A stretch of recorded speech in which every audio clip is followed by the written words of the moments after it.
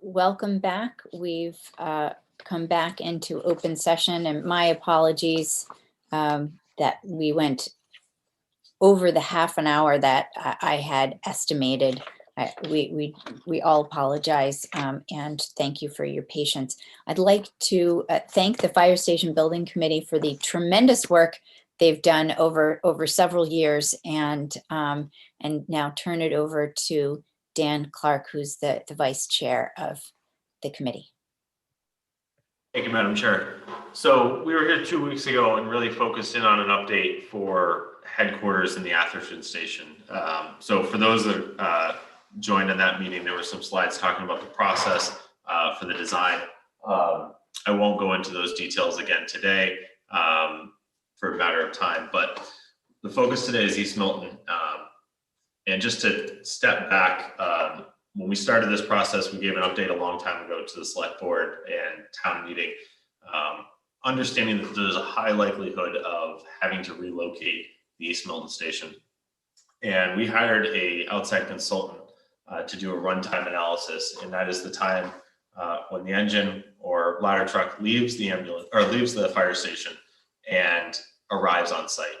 And that is what is impacted by relocating a fire station. So these slides just show on the far left the existing station, and the color codes represent how many minutes it takes approximately based on computer analysis, taking into account traffic and side roads and traffic speeds and things like that and congestion. It tries to estimate how long it would take to get to each location within town. We played around with moving it, not knowing at the time where we may be able to site it. And the outside consultant did this to really give us a boundary to work within, and moved it down some of the main thoroughfares that you can see in these two images, in the middle and on the right. So what we really ended up with was an understanding that we could relocate the East Milton Fire Station within the East Milton district successfully and maintain the service that district requires. We played around with some dots and understood where there may be town-owned land or private land, and identified within this red dot, which was provided by the outside consultant, on where we should try to identify and locate a fire station to have a positive or a minimal impact on the runtime. So everything within this red box either has a negligible or slight increase in the runtime, meaning it gets better. There's no change in the way the fire department's operating. Their second engine due coverage is still coming from the same location. And one of the big things that we identified was 75% of the calls coming from the west side of I-93. So we really saw that a potential for centering a station within the East Milton Fire District, which is goes over to Randolph Ave here approximately. So trying to find a geographic center to it. So in terms of trying to site this, we spent approximately 2 years going through this process. There's a list here on the screen of, the things that we were taking into consideration when trying to identify sites that are either town-owned, private, when trying to determine if it's a suitable site. We did have on the bottom here quite a few sites that were town-owned or privately owned that we identified. We also went through 2 RFP processes. A first one, which ended up with no respondents for sales. We did have a few people identify that they might be interested, but they didn't officially respond to that RFP. So we reissued that RFP as a sale or a lease option, and did receive one response, which is at 432 Adams Street. So from there, our committee really started to try to do due diligence and understand the pros and the cons of each of these sites when it comes to designing for a fire station and public safety, and thinking of the long term for the town. We really narrowed our focus in pretty quickly based on just geographics, topography, sizing of the lots, the thoroughfares that these these lots were on, and really focused in on the existing station because it's currently there, the 432 Adams Street location, and the Milton Arts Center, which is, the East Milton Library, which currently hosts the Milton Arts Center. So just to quickly dive into each of these three and where we're coming from. This is the existing station aerial view, and one of the big takeaways is that we're in a very heavily congested area. We're basically Granite Ave as an on-off ramp. Really not an ideal location for locating a fire station.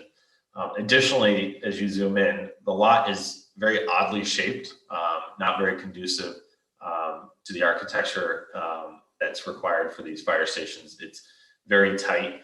As you see, there's minimal location for parking, and also very limited options for putting additions on.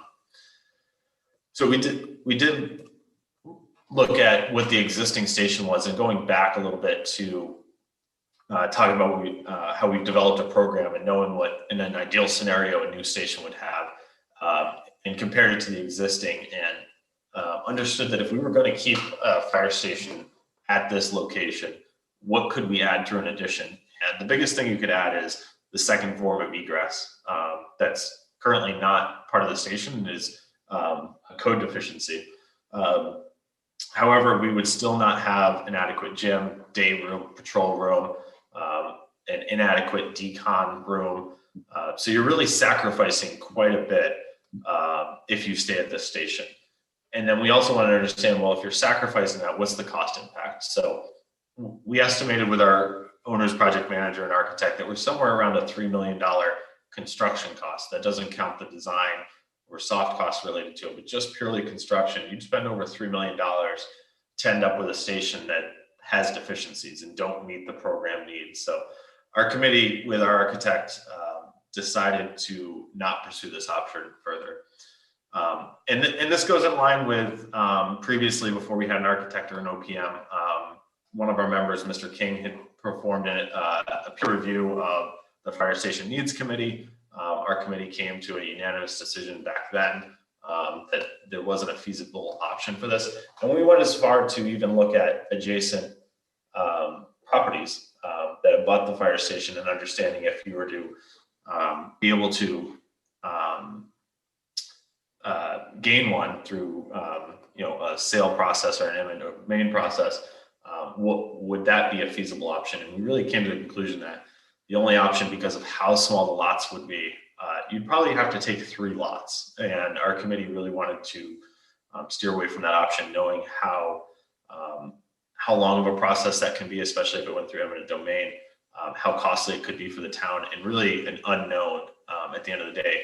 And with the addition that there's still some deficiencies with that site. So there's a lot of cost potentially and unknowns for a site that may not be as ideal as other options within town. So the East Milton location for Adams Street, this is just an aerial view of where it would be. It abuts the rectory for St. Agatha's. And the big benefit that this site has is it's on a main thoroughfare. Adams Street is a wide street. It's on the edge of a commercial zone. It's geographically centered in the location. The lot size is good. It's got good visibility. It also has the benefit of when the fire department has to respond, some of the more congested areas within town, they have a little bit of warning time.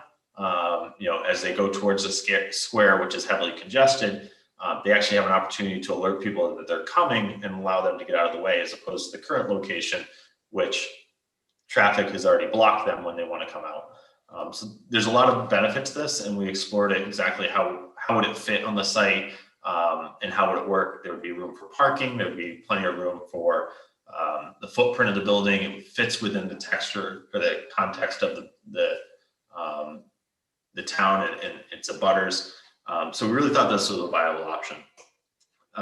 We also looked at, with our architect, and kind of updated options for the East Milton Library location. The big drawback for this was a couple things. One, going out on Hollis Street would be pretty much a non-starter, so we'd have to go out on Boulevard Street. And when you do that, it pretty much forces the issue of having to demolish the existing building, because it's not possible to renovate it. It's just not currently constructed in a way that you could convert it very easily to a fire station. Our committee really looked at that. There's cost implications to that for the demolition, and the town has very few more historic buildings left in town. And there is a current tenant, so we did take those into consideration when evaluating this. And to provide context to it, this was actually done by the Fire Station Needs Committee. They basically came up with the same solution, which was you'd have to demolish it. You'd put parking in the back. So, two architects have now looked at this and kind of given us the same opinion and option if we were to go this route. So we really took all that information and went further with it and did a site comparison. And the way you read this chart is green is a good fit, yellow is okay, maybe not perfect, and then red it's a real deficiency. And these aren't comparing to each other or to the existing station. These are just comparing back to an ideal scenario. So if you were to ask the architect, give me, what exactly do you want? They're comparing it back to that ideal scenario, which doesn't exist. But it was put together to be a graphic representation and be able to identify visually where our committee should go. And where our committee really found ourselves going back to over and over again was the benefits of the Adams Street St. Agatha site. As you can see, there's most of these site comparisons and impacts are green. There's a few yellow ones on there, but it's significantly better than the existing site. And it also does lend some benefits, specifically vehicular access is much better at St. Agatha's versus the Art Center. And then the zoning disruption. That's exempt, but it is something that we wanted to look at. They all, because they're in the same pretty tight area, we really viewed them all as having similar neighborhood disruption, both long-term, but also during construction. So what our committee did last night was actually through long discussion, we actually made the recommendation that we would like the select board to move forward with further negotiations and picking up the RFP response for a land lease that was proposed at the 432 Adams Street location. And so that's our recommendation. And then I did want to provide an update to what exactly that recommendation would look like and provide some context. And the image on the left is the existing circulation around the site, the abutting streets. And the image on the right is showing a station located there. And really what that impact looks like. And the biggest impact here that you can see is this road that comes from off of St. Agatha's and around and connects to Adams Street would have to be straightened out and put closer to the rectory before a new station can come in. So that's really the only impact on the traffic flow. And we thought that was important because there was a neighborhood abutting this location, and we really wanted to make sure we weren't fundamentally changing that neighborhood, how it functions. We did get feedback and have community meetings from the neighbors, and there were some concerns about traffic, but our committee feels strongly that those, through the design process, those impacts can really be mitigated and minimized. So when you zoom in a little bit closer, that's just another image of exactly what we're talking about with this road straightening out. There's an existing garage on the St. Agatha site that would remain. And this is the general context of what it would look like. In terms of what an East Milton station would look like, this is our first pass. We're in the schematic design phase of this. This isn't finalized. It's not as far along as the headquarters or Atherton station that we looked at with you guys last week. So this is going to evolve over time, but we knew that you guys wanted to have an idea of what this building might, the form of this building might look like and how might it lay out. So it's currently shown as a one-bay apparatus and similar to the other buildings, decon areas, public entrance, wellness center on the first floor, and then your living quarters on the second floor. In terms of elevation, again, just want to stress that this is a first pass, similar to going through the history of the other stations where I showed you many iterations. This form will still go, but it does provide context to the size of this building and making sure it fits within the site. Again, some of the other elevations just showing how the building might take shape. And then in terms of what it might look like, These are two renderings. This is looking towards the square on the left, looking at the apparatus bay and the entrance, main entrance here, with parking in the back behind. And then this is looking the other way. These are the office buildings. This is the current rectory. We wanted to show this so that the board could understand that a building, this fire station fits the size and the fabric of this part of the town, with two buildings adjacent to it, similarly sized. We can blend it in. There's currently another office building that has been completed across the street. So just want to stress again that the design will change. We based it currently off of similar to headquarters. Not sure if it's going to end up this way, but we did that because there could be a cost savings associated with that by having similar details. The same contractor doing those, that you start to get a little bit of economy of scale when you replicate things like that. So that was the current thinking behind that, and by no means has the committee made a final decision on the final aesthetic of this building. I did want to provide a budget update now that we have 3 stations in form and a potential location of what we're thinking. We'd like to sequence these stations so that they go almost one right after another with small space in between. And the ideal scenario would be to go headquarters, Atherton, East Milton. And the real reason for that is there's escalation, and we've sequenced them with headquarters first because it's being the headquarters, it's the hub, it needs to be done first. It services the other ones, so you really want to do that first. It's going to have things put in it that the other stations need and rely on. So that's really the most important order to go.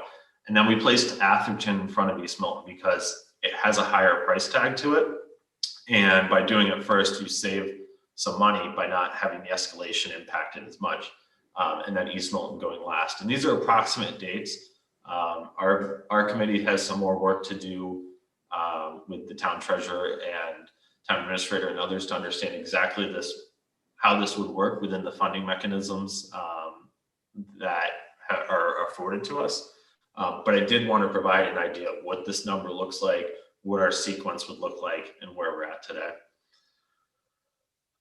One thing I did want to mention, Mr. Zulus had asked about CPA funding. Excuse me, Mr. Clark, I just wanted, Madam Chair, for the record, I want to note, I'm going to be recused on this part because we're now getting into financing, which goes into bonding. So I'm going to step away and I'll come back when this part of the discussion is over. Thank you.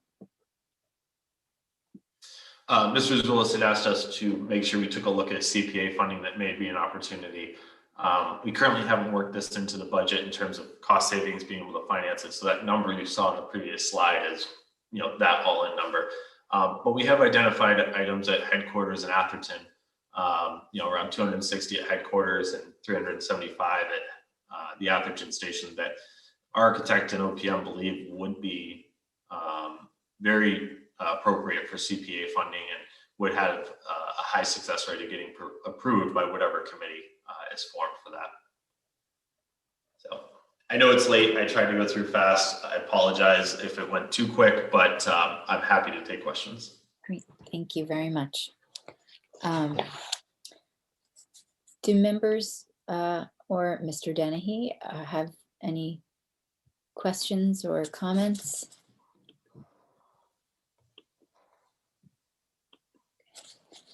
I'm fine, Madam Chair. I just want to thank them all for the time that they've put in yeoman's work on this project so far.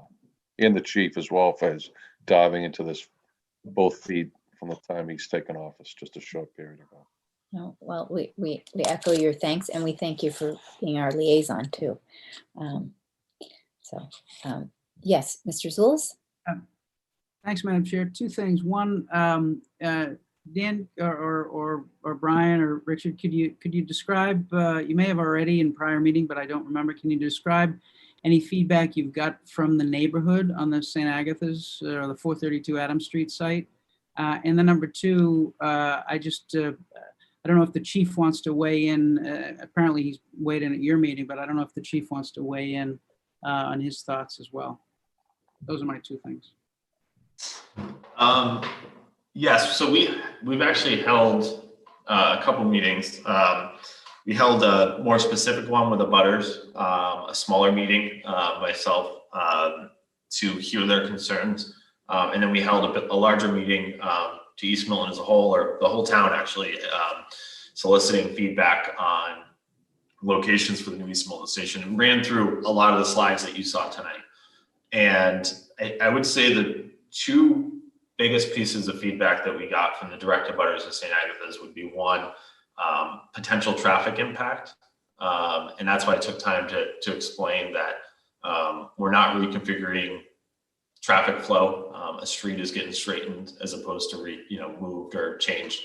I would say that was probably one of the biggest things. And then understanding, what the building was going to be. We hadn't had it designed to the point that we did at this point. So I think at the time when we were having these conversations, trying to visualize and understand what this station might look like next to them and having context to it was difficult at the time, but I think that should be easier now. And I know Richard was, I believe, on those meetings. I'm not sure if I missed anything in terms of big feedback.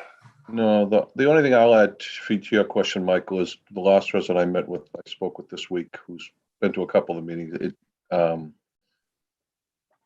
they talk about traffic, and the chief Matt and I talked about this earlier in the week as well, and he can weigh in when he wants. If you live on St. Agatha's Road, the only time you're ever going to see that fire truck is when you want it, because it's only coming on your street if you need it. So the one thing that they did a great job, and this is out the front, back in the front. So it's, if it's on Libby or Woodward or St. Agatha's Road, it's there for legitimate public safety service. And the benefit to them, it's now like at your fingertips. It's that close to you. So, and I stressed that and they were very good. I have to say, the neighbors have been pretty good. And to your last point, Michael, not to belay this, the parish, which is almost exclusively East Milton residents, has been very good. They've had their chance to weigh in. Parish members have been very good. They've got to sit in and listen. They've been really, really, and it didn't start out at first. I would have never realized this had I not witnessed it. When you say to someone you want to build a fire station somewhere, I think they see a television show, but the reality is it isn't it's reality. So, and I'll give it to the chief if he wants to comment on it. And just, I see, Dan, you took that slide off, and now I think Katie can probably come back. Right. I was just going to, thank you, ask for that so we could have her back. Thanks, Madam Chair. I'm listening, but in case the conversation goes back and forth between the bonded items and the location, I'm going to stay on mute and off video for depending on where the conversation flows. Okay, thank you. And I did see Mr. Walsh. Yes. Thank you, Madam Chair. I want to point out, it's interesting because we've looked at so many sites. Mr. Wells really alluded to it. Dizzy, yeah. When you talk about, I'm going to bring in a fire station into your neighborhood, I mean, natural human behavior, we don't like change. We think of, who knows what people visualize. They probably think a fire truck is coming flying around the corner 100 times a day. First of all, they travel at posted speeds. They don't fly because of the weight of the water, on and on and on. And we do have the actual number of times the fire truck leaves the station. So once you get over that natural hump of, the change and the thought of something new coming to your neighborhood, you start to look at this, and most of the people, they listen to you and it sort of sinks in and they appreciate it more. But I also want to point out, because this is key, that particular location, if you're sitting now, let's say in this new East Milton fire station, if you look and you're looking out on Adams Street, where you're going to drive the engine out, if you look to your left, it's the rectory. The rectory are the people that control us being able to take this spot, and they ask for some mitigation and ensure that'll be handled in terms of sound. If you look to the right, there's the road, and then there's a commercial building. If you look behind, it's again continued St. Agatha's property for the most part of the school property, etc. So given a half-acre lot, you probably have less intrusion on residents in the town of Milton than almost anywhere, and that's helped. You do have a couple of houses directly across the street. Adams Street's a pretty wide street, so it's not really, right on top of them. So I just wanted to share that perspective with you. And Chief? Yes, thank you. I haven't yet weighed in on this. It's an education, starting in July. I was going to the meetings back at the beginning, and then took about a year off. And then since I've been named chief, I jumped back in, and I appreciate all the work that the entire board has done. They're fantastic, and it's an education for everybody. Going through the 3 sites, it's really difficult. I love working at the East Milton Firehouse. It's beautiful. It's great. It's just, I don't think it's conducive for the 21st century firehouse. I just don't think it has the space to do it. As far as the library, not great either. It's just, in that tight little neighborhood, it's tight around there. It's not great for the fire apparatus. The St. Agatha site, or the Adam Street site, is it's pretty good. It gives us everything that we need. Brand new firehouse, state of the art firehouse for the 21st century. One thing is, we are fantastic neighbors. If you need anything, we're there. We're not there to bother anybody. We're not creating any noise, undue noise. We're there for help, and that's what we are. So it's some of the neighborhoods, they were a little skeptical, and I hope that they're not. The men and women of the Milton Fire Department are very, very respectful for the rest of it. And you can, the people that live behind the Central Firehouse, or the people that live over by the Atherton Street Station, they can attest to it. We're not there to create any kind of problem. So we're just there to do the job and help people, and that's what we do. So. Well, thank you, Chief. Do any other members have questions or comments before we let these good people go to the rest of their evening? No. I'm hopeful, Madam Chair. I'm hopeful. Excellent. I will add to what the chief said. Being a neighbor of the headquarters, they're great neighbors. So any neighborhood would be lucky to have them as neighbors. Just to fall on that, Madam Chair, and I'm much with Chief Matt, and Dan and Brian know when I first got over all this, I'm a tradition. I grew up in East Milton. I've been in that fire station my whole life. Some of my father's best friends were firemen there. My own brother, which I don't speak of very often, is Chief Meadows, is stationed there now. I don't ever talk of that, but he does. And Michael's correct. It's I'm big in tradition, and it took me a long time to wrap my head around leaving that location. But for the people of that Libby Road, Woodward, St. Agatha's, Adams, they are going to realize what an asset, and the Archdiocese and the St. Agatha's Parish, what a great neighbor they are going to achieve if we can do this. And this really could wind up being, a win-win for all of us, the community, the St. Agatha's Parish, East Milton, and the Milton Fire Department, as the chief says, for the 21st century. So that's why I leave you with, I am hopeful that we can do this, because I really think they do deserve a facility conducive of what their mission is today in the year 2020. Thank you. All right. I think with that, I just want to thank each one of you for coming and for speaking, and for all the work that you've been putting in, and the more that you'll be doing on the run up to town meeting. And so thank you.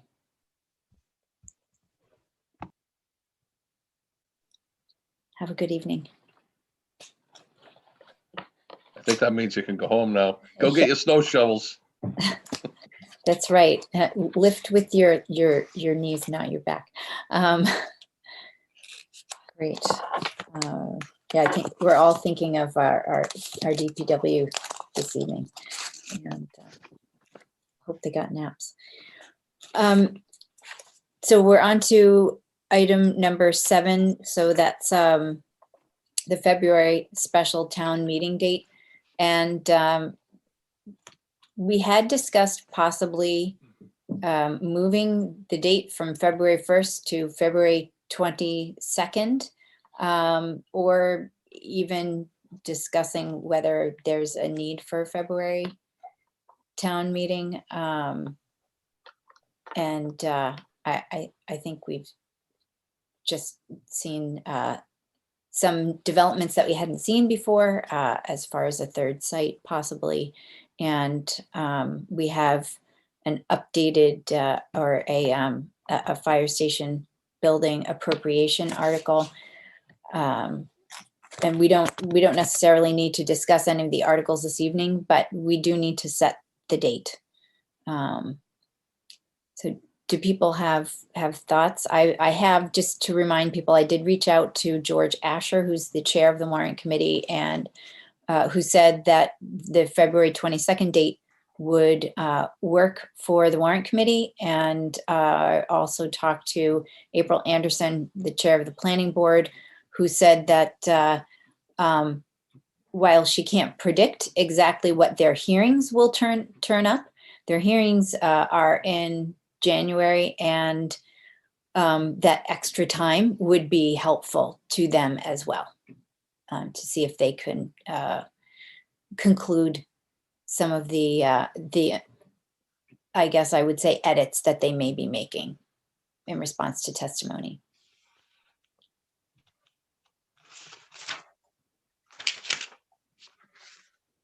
So thoughts about moving the meeting, keeping it the same, or yes, Mr. Wells? Madam Chair, took Katie's comments to mind before about the warrant committee and the annual town meeting, but if the warrant committee could live with the 22nd, I think that it's probably a good idea just to give us a little time to work through what we got to do here. It gives us an extra couple of weeks. And that's based solely on that give us the ability, a little flexibility here. Right. But if the other members think the first, I'll live either way. And thoughts about, yes, Ms. Conlon? I think at this point, this 22nd is probably the only realistic option, because it's already, we're already almost at the end of December, and we're going to need, the warrant committee is going to need some time. So I think the 1st or the 8th is probably too soon right now. So the 22nd is probably the only option. That's not the school vacation week, is it? There is no school vacation. I don't think this year is that. I don't know. I might be wrong. I don't think there, at least there isn't in my house. I don't know. That's a very good question. Mr. Dennehy, I think maybe he'll be able to tell us in a moment. So I guess that I also have a question. Do we think that the 22nd can work, given what we need to get done? Yes, yeah, I'm confident we can. Moderator Hiss knew that was potentially a second special town meeting coming, so I will make himself, town clerk, and Chair Asher aware first thing tomorrow morning, or this evening, actually, after the vote. Okay, thank you. Mr. Zulus, I thought you were going to say something. Was I wrong? You're muted. Sorry. No, I was just gonna try to go find out when the February vacation is. Okay. I just going already somewhere? it's the 4th Are you- week, so it's probably not. Hillary going just informed somewhere? me it's the 15th of February. 15th of February. It's not school break week, so Okay, great. Thank you. thank you, Hillary. Yeah, I guess we should confirm with the moderator, because he's the key person for town meeting. So we need to be sure that he's available on the 22nd, but I think I mentioned it to him, but yes, we do need to confirm that. But in the meantime, yeah, he's okay. He's Do we okay. need to take a vote, Madam Chair? Do we need to? Yes. Please. So I'll make a motion to set February 22nd of 2021 as the date for the February special town meeting. Second, All those in favor, Ms. Conlon, yes. Mr. Doyle, Yes. Mr. Wells, Yes. Mr. Zulus, yes. Ms. Collins, yes.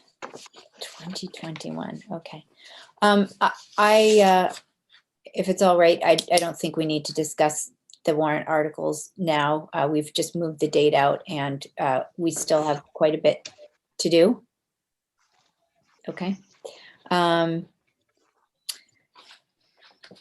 other thing I wanted to mention is that it's 9:05, and hello, Layla. It's 9:05, and at 10 o'clock, I'm going to check in with everyone to see how we're doing. And if we need to move certain business around and to come to a consensus about what time we would be stopping this evening. I would say that we have an executive session at the end that is very important for us to get to this evening. So that's one thing. But also, let's see, we don't need number 9 because that was a possible cancellation of the meeting. So now we're on to 10, and I believe Mr. McAuliffe is here, and he's been waiting so patiently, and I really appreciate it. If we could bring him in to be a panelist. Prepare to go through the night, Madam Chair. I could shovel my driveway if I have to. I'm fully equipped. And Have a, if Mr. Dennehy needs me, I can go out and help him too. I'm all ready to go for tonight. I can bring an energy thing to Mr. Zulus and we can go through the night. Madam Chair, if I might, before we get to Mr. McAuliffe, and he's going to talk about all things debt service for FY22's budget, and we appreciate his time this evening. I will mention that Barbara Costa, who is our consultant, our transition consultant, will be joining the finance subcommittee on Friday to go over where she is. She is I won't even call her a quick learn. She's been in the business for 40 years. So you'll be very impressed with the work she's been doing to get us up to speed with the 22 budget. So without further ado, we can turn it off to our treasurer, Mr. McAuliffe, but expect Ms. Costa at our meeting Friday morning. okay, it's great. Thank you. And welcome, Mr. McAuliffe. Thank you so much for coming and talking to us about the FY 2022 debt service schedule, which ends up being table 5 in the warrant, the annual town meeting warrant. Okay, with table 5, it's still in a little bit of flux. I'm still trying to get an amount from the fire study committee on how much they want to be built this year. Mhm. Right now, there's $800,000 bin that we're going to roll over. Mhm. We put 1.7 million in. That's where we get the $25,000 in short-term interest. Mhm. If you want to borrow 1.3, it's 19.5 in short-term interest. Right. Yeah, we're going out to bond in February. The figure is just about nailed down. We went through all the departments. We pulled some stuff out. The police didn't need the 85,000 for cameras. They're delaying the Pope Pond Bridge, so we also pulled that out. So it looks like right now we're going to borrow $5,257,601. Most of that has already been spent, so it's reimbursing the town through the bonding. The total so far, which is subject to change, is $4,736,995.99 that we'll be paying in debt service this year. That it could go up or down a bit depending upon what rate we get when we go out to bond. And it depends on what the fire study committee, how much they want or need going forward for the rest of this year. Richard, would you be able to find out? Yeah, I'll find out tomorrow for you, Jim. I'll do that. Okay. I want to get the numbers to Brianne on Monday so we can nail everything down. Mr. Treasurer, if I might, that 4.7 million does have a number plugged in for fire building at this time, correct? It does, yeah. Yeah, and we plugged in 1.7 million. That's where we're getting the $25,000 in estimated interest. If you drop it down to 1.3, it's 19.5 interest for short term. Thank And you. what we're doing is we're banding the fire department. We're not including that in the bond. As if the project does pass, we can add that to the bond and run it out Yes. years. And they've discussed that as well, Jim. They have discussed that. Okay, good. We're talking fiscal 22, correct? Correct, yeah. Okay. Okay. Wait, do any members have questions? No. I just have Mr. Zulus? just one quick one. It appears that the amount for FY22 is going to be just a little less than $200,000 more than the FY21 estimate. So I guess the question, Jim, is what does that consist of? Is that fire stations and that's 25,000, but what else is included in that? Is that, well, what else? There's stormwater, the Squantum Street lights, roof for Tucker, that's already been done. We're just financing that. School paving, school rooftop unit, police radios, a water dig truck, cemetery truck, a cemetery colubrium, which I just realized it's burns and it's a structure. DPW forestry truck, DPW radio system, new roads. So Jim, it's just the things that were approved last year? Yes, I mean, yes, this is, and most of this has already been spent. okay, fair enough. Thank you. And I just want to add, today we did set the tax rate. Bob Bushway got us the commitment. The commitment's over at the printers now, along with the letter. So everything should be going out by next week. Great.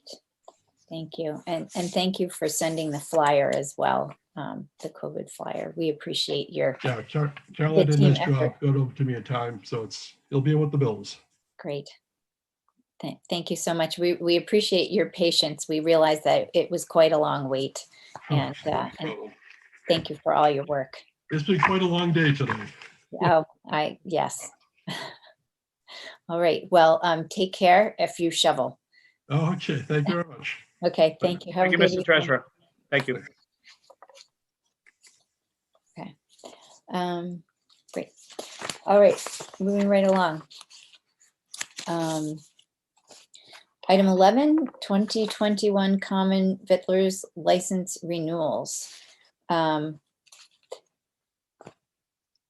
We have to read all of the names, is that correct? Okay, I'll take the first motion. I move to approve the renewal of common vittler licenses for 2021 for the following businesses. 556 Adams Street LLC doing business as Novara, 556 Adams Street. B&D Ichiro Inc. DBA Ichiro Sushi, 538A Adams Street, behind the other net, which is Yule and Rink actually. 11 Unquity Road, Coffee Break Cafe Inc., 24 Central Avenue. Ho Jarn Inc., DBA Mr. Chan's, 534 Adams Street, K&K Kitchens, etc., LLC, doing business as Pondview Pavilion, that's at Houghton's Pond, 840 Hillside Street, Caribou Coffee, doing business as Brugger's Bagel Bakery, 360 Granite Avenue, Milton LLX, doing business as Dunkin' Donuts, 545 Adams Street, Milton Fuller Housing Corp., doing business as Fuller Village, 1372 Brush Hill Road, Milton Fuller Housing Corp., doing business as Fuller Village, 1399 Brush Hill Road, Milton's Opus LLC, doing business as Steel and Rye Restaurant, 95 Elliott Street, Newcomb Farms, 1130 Randolph Avenue, Peel Pizza, 538 Adams Street, Spellbound Inc., doing business as Milton House of Pizza, 537 Adams Street, Starbucks Coffee, number 7565, 552 Adams Street, Stell's Luncheonette, 558 Adams Street, The Plate, 27 Central Avenue, The Plate at Milton Marketplace, 10 Bassett Street, Tino's Pizza, 22 Central Avenue, Welch Restaurant Management LLC, doing business as Abbey Park, 550 Adams Street. Do I have a second? Second, Madam Chair. Thank you. Is there any discussion? I know that we received some information from the health department, just giving us a report and on things that they had needed to follow up on and did follow up on. That was one of the best ones I've ever seen, Madam Chair, in all my years. That was actually a very good one. Well, I've seen some that were a lot worse. great. Well, I think they're doing a good job trying to track complaints and address them and help people. Some of them had to do with COVID, and it just seemed as if there needed to be a little extra education, perhaps at the beginning. But I was glad that it was taken care of. And is there? I'm ready to vote, Madam Chair. I don't know Great. about anyone else. Okay, all those in favor, Ms. Conlon, Yes. Mr. Doyle, Yes. Mr. Wells, Yes. Mr. Zulus, Yes. Ms. Collins, yes. Excellent, thank you.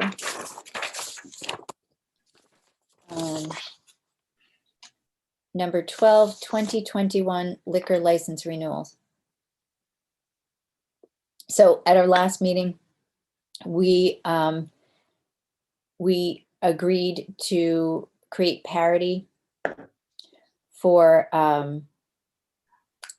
Abbey Park, Novara, and Steel and Rye with the Wharf Group, the Madre Osteria, so that 25% alcohol, 75% food in the restaurant, not a bar clause. I don't know if that's the right word, a clause, is now changed from to 40% alcohol and 60% food.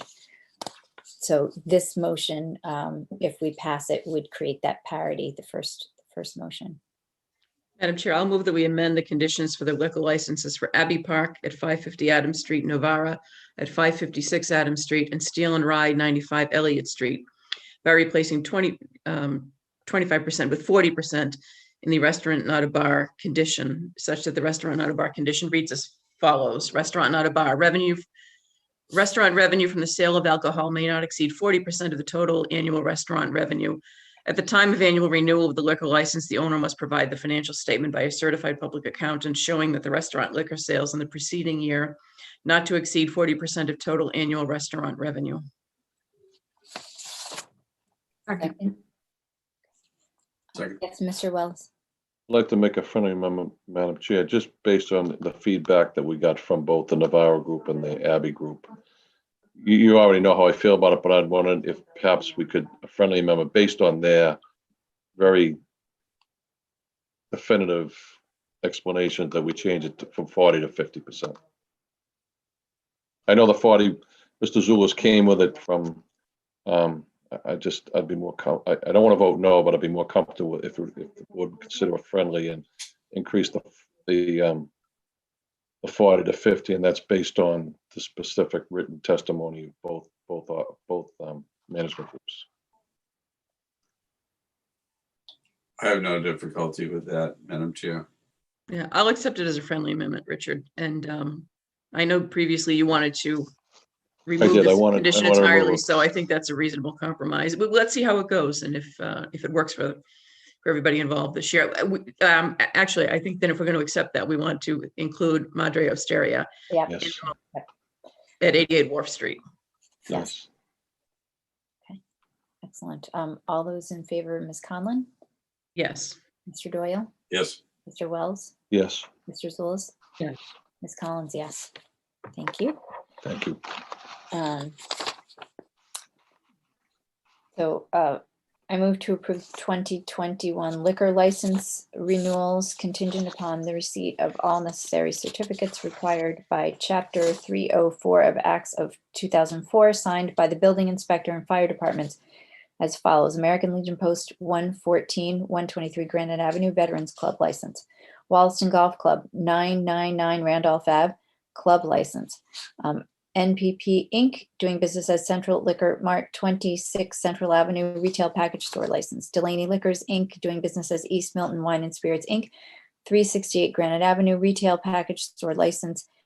Bin 98 LLC, doing business as Craft and Crew, 25 Central Avenue, retail package store license. The Fruit Center Inc., 10 Bassett Street, retail package store license. Wharf Street Restaurant Group LLC, doing business as Prime Pizza, 88 Wharf, restaurant license. Milton Fuller Housing Corp., 1399 Blue Hill Avenue, restaurant license. Milton Fuller Housing Corp., 1372 Brush Hill Road, restaurant license. Welch Restaurant Management LLC, doing business as Abbey Park, 550 Adams Street, restaurant license. Milton Opus LLC, doing business as Steel and Rye, 95 Elliott Street, restaurant license. Hodern Inc., doing business as Mr. Chan's, 534 Adams Street, restaurant license. 556 Adams Street LLC, doing business as Novara, 556 Adams Street, restaurant license. Lombardi Enterprises LLC, doing business as The Plate at Milton Marketplace, 10 Bassett Street, restaurant license. B&D Ichiro Inc., doing business as Ichiro Sushi, 538A Adams Street, restaurant license, wine and beer only. Second. Thank you. All those in favor, Ms. Conlon, Yes. Mr. Doyle, Yes. Mr. Wells, you're muted. Yes. Mr. Zulus, Yes. Ms. Collins, yes. Excellent. So item number 13 is amended common Vittler on-premise liquor license for establishments with temporary outdoor seating under Massachusetts COVID-19 guidelines. So we could do this to a, I think as lawyers say, a date certain, or to the end, through the end of the emergency as declared by The governor? the governor. And I did go by today, Newcomb's, and their tent is down, but I believe that's because of the storm, Madam Chair. right. That's what I was going to ask. Is that because of the storm? Yes. And also, if we did this and we're able to extend it, then if there's a warm period in February or something like that, there might be some options. I don't know. I'll move to extend the amended common victular on-premise liquor licenses for the establishments with temporary outdoor seating under Massachusetts COVID guidelines for Abbey Park, Newcomb Farms, Novara, Steel and Ryan, the Plate to expire upon the expiration of the COVID-19 state of emergency as declared by Governor Baker. Second. All those in favor, Ms. Conlon, Yes. Mr. Doyle, Yes. Mr. Wells, Yes. Mr. Zulus, Yes. Ms. Collins, yes. Excellent. Thank you. 2021 Sunday opening permits. May I have a motion? I'll move the, oh, go ahead, Mike. Want me to do it? I'll do You it. go All right. ahead. I'll move to approve requests for Sunday opening permits to sell alcohol between the hours of 10 a.m. and 6 p.m. for the following businesses: Delaney Liquors, DBA East Milton Wine and Spirits Inc., 368 Granite Avenue; Bin 98 LLC, DBA Craft and Crew, 25 Central Avenue; Inc., DBA Central Liquor Mart, 226 Central Avenue; and the Fruit Center Inc., 10 Bassett Street. Second. I just want to say, I'm not sure why we do this annually, and I haven't gotten an answer back on it. Not that I wouldn't want to do it. I think it's good to keep an eye on these. But in reading the advisory from 2014, it seemed as if as long as the business applied for this, we had to grant it. And then they had to send in Form 43, or we had to make sure that was done. And so this isn't the same as some of the other licenses. I couldn't find anything anywhere that said we had to do this annually. I still think it's a good practice, but I don't think we could stop anybody who had done it correctly in the first place, is my point. So yes, Mr. Wells. My only memory of this, so this came from a blue law change, blue laws, Yeah. liquor laws. And I believe, because I know this still exists today, I think part of what we do is we're setting the hours. No two communities are the same. Like Boston is beyond set. I think part of what we're approving every year is the hours of it. I think I could be wrong, but I know there is definitely a differentiation hours between communities. Not all the same. Okay, I only saw one set of hours, and then maybe I misread the advisory. But at any rate, we have a motion. All those in favor, Ms. Conlon, Yes. Mr. Doyle, Yes. Mr. Wells, Yes. Mr. Zulus, Yes. Ms. Collins, yes. Great, thank you. Approval 2021 entertainment licenses, which you can't use right now, but when things open back up, they'll be able to do that. Madam Chair, I just had a question on this one. I see that Madre Osteria at 88 Wharf is listed, but I thought that I had asked that question when they first came in with their liquor license at Common Vic and was told they had not applied for it. So I unfortunately did not have a chance today to call the licensing agent to see whether this was a recent communication from them, but I thought that it had not been requested by the new restaurant. So Not only that, I believe that the condominium association said that they would not support No, not true. entertainment. No, No? no. Definitely, so only from my own I always thought they didn't have one. They did. And they did utilize 88 Wharf, and when it was owned by Mhm. Mr. Viola, did exercise it for a period of summers. So it did, and if I remember, it's the hours, it's no more than a 3-piece band. It doesn't go along with what the hours of operation are, but Katie might be right. Maybe this one didn't apply, but the previous definitely had it. Oh, yeah, no, Definitely had it. I meant this time around, because I wasn't involved in that. So, There's nothing I- to stop them though if they want to come back and apply to Right, us like later in right. the year, if they decide to do that. right, I think we just leave them out, and I have a note to check in with Jen Okay. on that. Yeah, because there is some language about no music on the patio in their common vicar Right. liquor license. So Right, I didn't know whether they just got on the list because they're in the list with the other liquor licenses or whether they actually had made the request. So I think we should pin that down. okay. So to that, Katie, the music that I was involved with, that I researched for a prior board, like a long time, like 8 years ago, it was outside on the patio. I know that, and I remember the details. It was like, it had to end by like 8 or 9, and it could be no more than 3-piece, and had to be acoustic music versus, because there were several times that it did take place down there. Okay, well, I think for now that we'll. Okay, I'm leave okay. off I'm and- fine Yeah, with and then just check in with Jen and we can always add that quickly to the next meeting. They haven't even done their build out yet, so I think. Well, they're working hard at it. Oh, I know, I'm just saying, gone down they're each not week, ready they're to hard at it, open yeah. tomorrow, and again, be given the governor's order, there is no entertainment allowed right now, so I think we have time. So I'll move that we approve the following 2020 entertainment license renewals. Milton's Opus doing business as Steel and Rye, 95 Elliott Street. Welch Restaurant Management Group LLC doing business as Abbey Park at 550 Adams Street. 556 Adams Street LLC doing business as Novara at 556 Adams. And Hojarn Inc. doing business as Mr. Chance at 534 Adams Street. Second, Thank you. And just, it's 2021, I think. This must have been. Sorry, did I say 2020? You 2021. did, but it did say apologies. 2020 on there, so you read it correctly. All those in favor, Ms. Conlon, Yes. Mr. Doyle, yes, Mr. Wells, Yes, Mr. Zulus, Yes. Ms. Collins, yes. Thank you. Make a note on that. Let's see. Okay, so now we have an update on the 40B proposals. And Mr. Dennehy has an update for us.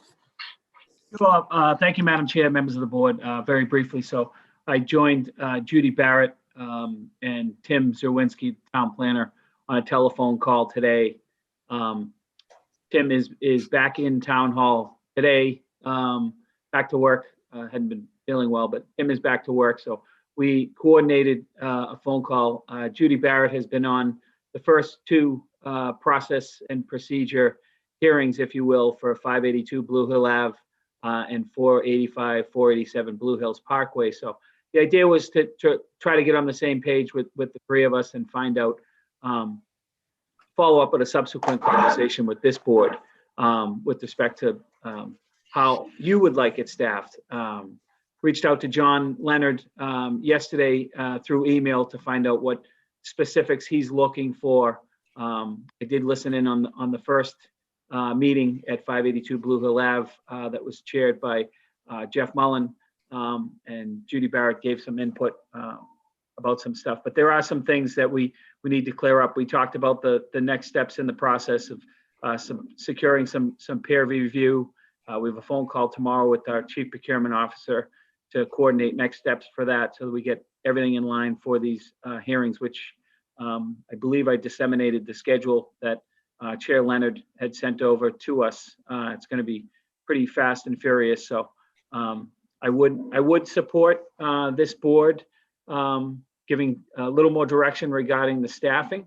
In my communication with Chair Leonard, the town is here to support the Zoning Board of Appeals in any way, shape, or form. whether it's a specific subject matter expert like Chief King or Chief Madden or the town planner or some public works official that needs to weigh in on traffic or stormwater. But as these things progress and as we get into the meat and potatoes, I think there's a couple of site walks scheduled for the coming Saturdays that we have all our ducks in a line and make sure that the town portion and support for the Zoning Board of Appeals is everything that Chair Leonard and the panel chairs are looking for. So very brief conversation again, following up tomorrow remotely, obviously, with the storm coming with Judy Barrett, town planner, Mike Kelly, and some others on a phone call about securing peer review and just going over the basic logistics of these upcoming public meetings. Mr. Wells, you're muted, by the way. So thank you, Madam Chair. So Michael, thank you. My one question is because listening into it, I did hear Judy Barrett speaking. She's there. I thought maybe she was working for them. So she's there at our bequest. As part Yeah, of so the arrangement. Allison Quinn and Tim Zawinski secured a grant from the MHP, and she's been funded that way, and she's going to work through this process, both to support the Zoning Board of Appeals, but also support the town side and this board with direction. As I noticed, Mr. Mullins sought her input on more than one occasion during Right. that preliminary. Okay, thank you. That's why I didn't know she would be there, and as soon as I heard it, I wondered, was she there at our, on our behalf, or had they actually retained her as well? Okay, so thank you for that update. Thank you, Madam Chair. Mhm. Does anyone else have any questions or a point you'd like to make or discuss? Mr. Tillis? Yeah, so Madam Chair, two things. One, I think just to clarify some of the things that Mr. Corcoran said in citizen speak, we do have expertise working on behalf of the town on this in the person of Ms. Barrett. We do have access to legal expertise as well to the extent that we need it. I do think it makes sense, it may make sense, so this board should consider whether we want to appear before the Board of Appeals to express our either pleasure or displeasure with respect to a project. I don't think that's out of place, although I guess Mr. Leonard may take a view of that. And specifically, I think given the negotiations that we had with the Ice House developers last winter and spring, I think we got to a place where the neighborhood was quite supportive of what the Ice House was doing. And I think, for example, this board may want to appear before the Board of Appeals and express perhaps its support for that proposal. This board may want to express its reservations with respect to the other proposals. Thank you. Ditto on that, 100%. Ms. Conlon? I agree with that. I think based on what Mr. Leonard and Mr. Mullins said at the two hearings that Melinda and I attended through the Zooms over the last couple of weeks, they're going to want to have the applicants put on their case first, and they're going to invite testimony from elected officials, and they're going to want to hear from the town and all the department heads that have issues that are relevant to the applications, but that's going to follow the applicant's case. So I think we want to follow the precedent, probably in general terms. I mean, there may be tweaks and changes we want to make, but when we handled the Randolph Ave and the Henry's 40Bs, the board through the then chair did go in and offer commentary on the 40B proposals. I was the chair at the time and largely reiterated a lot of some of the public safety issues, the school bus issue on Randolph Ave, as well as some of the planning board chairs' comments on design. So I agree with that. I think we should probably discuss whether we want the chair to do that, whether we posted, at least for the first meeting, for the full board to attend. And I guess we should figure out whether we are planning on this. They have something like 45 or 50 meetings scheduled. So chances are we're not all going to be at every single meeting, but whether we want to post for the board or whether we just attend when we can and to listen to the testimony. But I think that's a good idea. I also, one of the other questions at Citizen Speak was, what is the town strategy to get to 10%? And I think there's been a lot going on in recent years to try to get there, knowing that it's going to take a while to get to 10%. We're talking about 500 units. So things like the housing production plan, things like the housing committee, affordable housing trust, the work that's being done there, the Milton Village zoning, there's been a lot that we're doing, but none of it is going to happen overnight. So these are all long-term strategies, but they are moving forward at different stages. Mhm. And Judy Barrett is a 40B expert.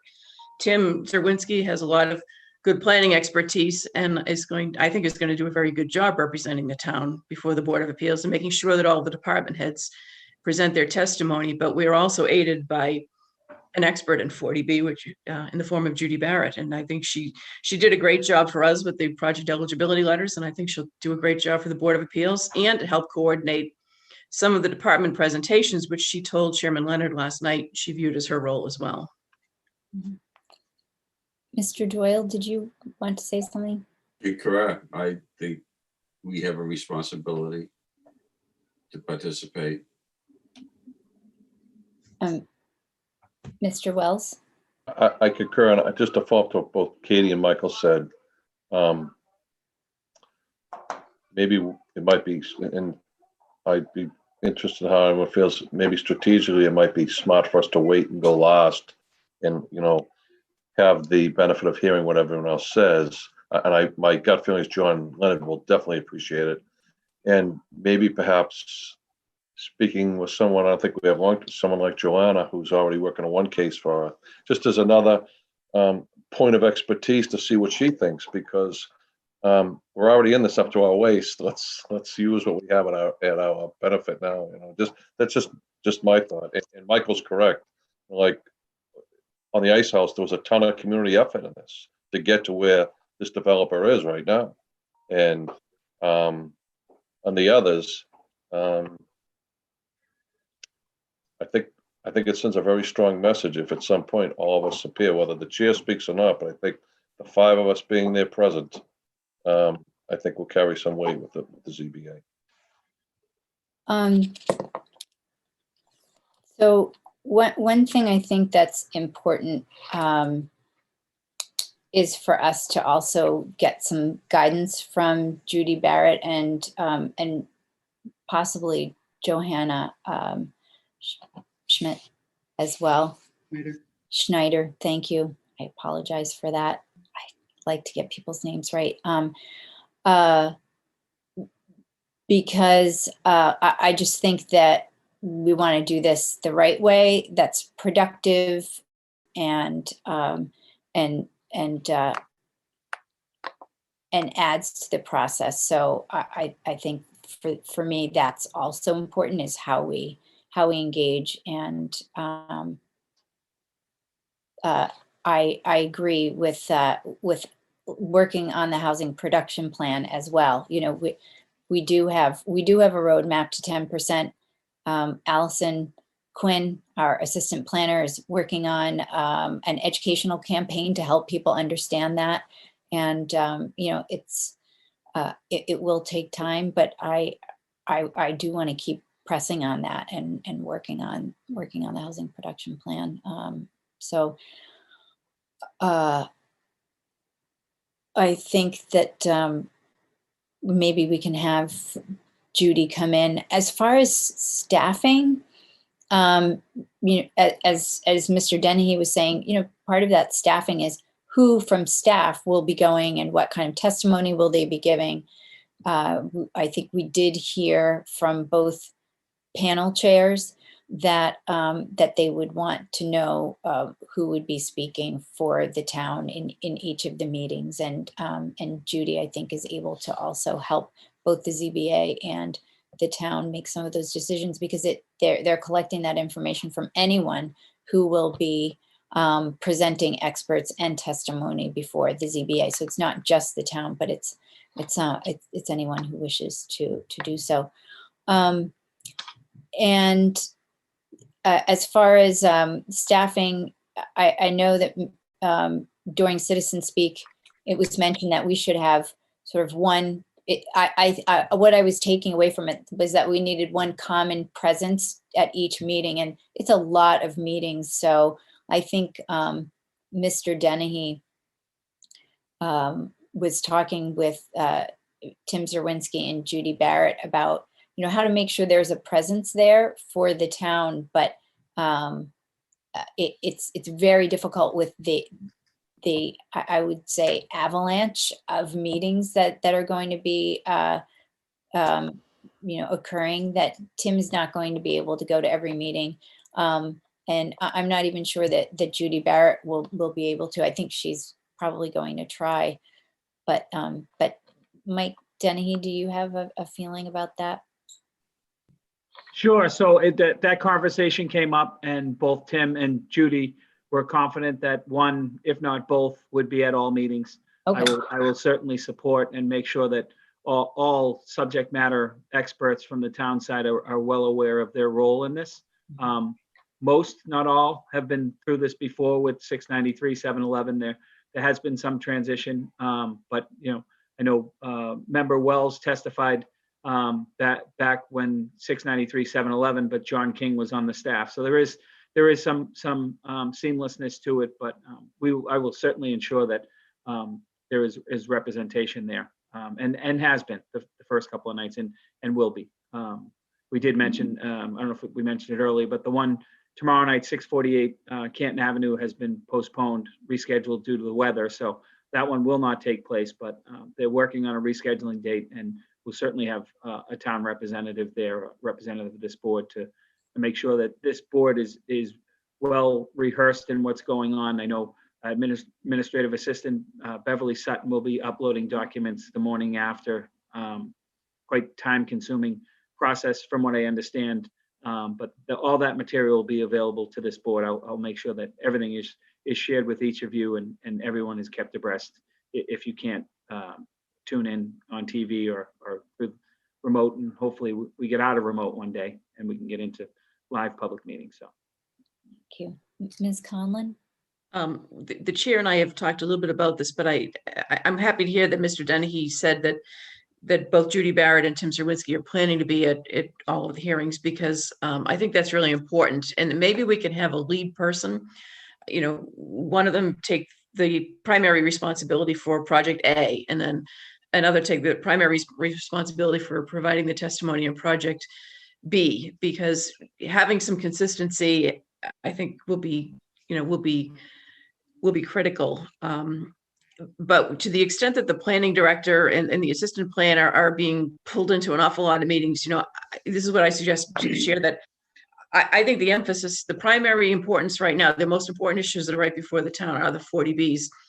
And to the extent that conflicts with a planning board meeting or an affordable housing trust meeting or master plan implementation committee meeting, Tim, possibly Allison, but especially Tim, I think we have to have some common understanding among the committees and boards that the primary meeting to be going to that night is the Zoning Board of Appeals meeting. And if that means we have to take staff off of stepping back a little bit from some of the work they're doing for other committees, the planning board probably is a last resort, but I think the other appointed committees, then we're going to have to do that, because it's important that we have the consistency of advocacy before the Board of Appeals, and that the planning director be at those meetings presenting the testimony, and might have to step back from other meetings. So I think, Mike, that could be something that could fall within your area of making sure that that's happening, and that that's communicated with other boards and committees, that everyone should be cognizant of the fact we have 4 busy 40B hearings pending at once and going forward. And we just need to make a full court press on those. sure. Great point, Madam Vice Chair. And I did bring up the subject matter today, just to provide a little bit more consistency. And we're going to follow up with this conversation tomorrow. I had made a suggestion, and both Tim and Judy are going to weigh this in their minds. Potentially, Tim would take the non-Tamposi projects, and just for consistency reasons, maybe Miss Barrett could take the Tamposi one. So there is some, there's not, she can be kept abreast of all the projects that are going on in that developer's applications. But that's TBD. But that was one of the suggestions that I had mulled, just understanding that if there's a lot of stuff coming and with the planning board meetings and other stuff that our planning department has to put together, that might be something that they would entertain. So I'll get back to you on that, but yeah, certainly I'll make the other boards aware of the importance of this. Thank you. Mr. Doyle? I just want to say that what Mike has said, as well as what Katie put on the table, makes great sense, and also suggests that as we're going through this process, if we early on find that we need other resources, external resources, we quickly identify them and bring them to the table. Mm-hmm. Well, yes, Mr. Zulus. So, and again, and I appreciate that, Arthur, and I just want to clarify, there was some discussion of Ms. Schneider. Johanna Schneider is a lawyer at a law firm in Boston who specializes in 40B projects, and she has assisted us before, and she will assist us now. And so, to clarify what was said in citizen speak, the town and this board does have a consultant helping on this project. On these projects, the town and this board does have a lawyer assisting on these projects, and the town and this board does have a plan to make sure that its voice is heard and that the various departments are heard. So we are well covered in this, and will continue to be well covered this. And so it seems to me that I'm glad we're able to clarify some of the things that were said in citizen speak. Thank you. Any other comments? No, we can move on. Great. Thank you very much, Mr. Dennehy, for updating us on this. And let's see, we're on to 17, and that's discussion and approval of a response to the MBTA planned service cuts, courtesy of Mr. Zulus, who brought this to us and then actually did additional work on it in light of what happened with the board yesterday. So, Mr. Zulus, it's all yours. Sure, and I do want to give credit where credit's due. I've had the opportunity to collaborate with Senator Timilty on this, who's been on top of this issue. This fall, the MBTA has came up with a plan of proposed service cuts. It was a plan called Forging Ahead, and the plan was to cut and eliminate bus routes, to eliminate ferry service, to cut commuter rail service, and all of these things, particularly the cuts in commuter rail service, could lead to an increase in the cost for the ride, which a lot of our seniors access. And so in response to that, the MBT Advisory Board, of which Mr. Dennehy is a member, objected to these cuts and pointed out that there were, that given their view of the financial needs of the system and the financial opportunities, that there was no budgetary justification for making these cuts. The cuts went before the MBTA's Fiscal Management Control Board on Monday, and all of the cuts proposed in the Forging Ahead plan were not made. There was a modification so that the total amount of cuts were reduced to some degree. However, the cuts that were approved by the Fiscal Management Control Board of the MBTA still included over 20 bus routes that were either cut or consolidated or reduced. Those routes included buses, one of which affects Milton, others of which affect our neighbors in the region, in Quincy and in Hull and Hingham. The cuts still include reductions to the ferry service that affect Hull and Hingham, and all of these cuts to public transportation in this time period have an effect on the most vulnerable of our residents and the residents of our neighbors in the South Shore, namely those with modest means and seniors who access a lot of these public transportation opportunities. And so these are the people who are the most vulnerable in this pandemic, who are again being hurt by these service cuts to the MBTA public transportation. So again, I had the opportunity with Senator Timblety, who's been tracking this and who's been opposing this on behalf of our town.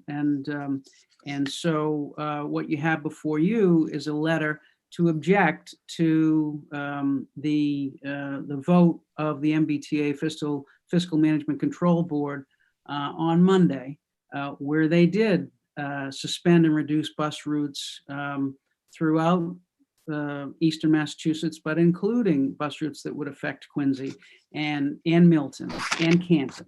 And they reduced the ferry service that would affect Hingham and Hull. And the effect of the commuter rail costs, as was determined by the MBTA Fiscal Advisory Board, or MBTA Advisory Board, could increase the costs for the ride to our seniors who access that service. In the face of all of this, the MBTA Advisory Board, and Mr. Dennehy can weigh in, may want to weigh in on this, their independent analysis of this was that there was no budgetary justification for making these cuts. And given the lack of a budgetary justification for making these cuts, it seems to me we should raise our voices and object to the fact that these cuts are being made. They're going to increase automobile traffic. Certainly, as things open up more, they're going to increase automobile traffic, increase greenhouse gas emissions in Milton and throughout the South Shore. They're going to increase cut-through traffic in Milton. We know what a problem that is. And so given all of this, given the effects on Milton, given the effects on the South Shore, given the fact that the impact of these cuts are going to be on the most vulnerable in our communities who are being beaten down by this pandemic, seems to me we should raise our voices and ask the MBTA to reconsider these cuts. And so that's the effect of this letter. Thank you. Mr. Dennehy, yes, could you? Thank you, Madam Chair. Member Zulus, that's very well said.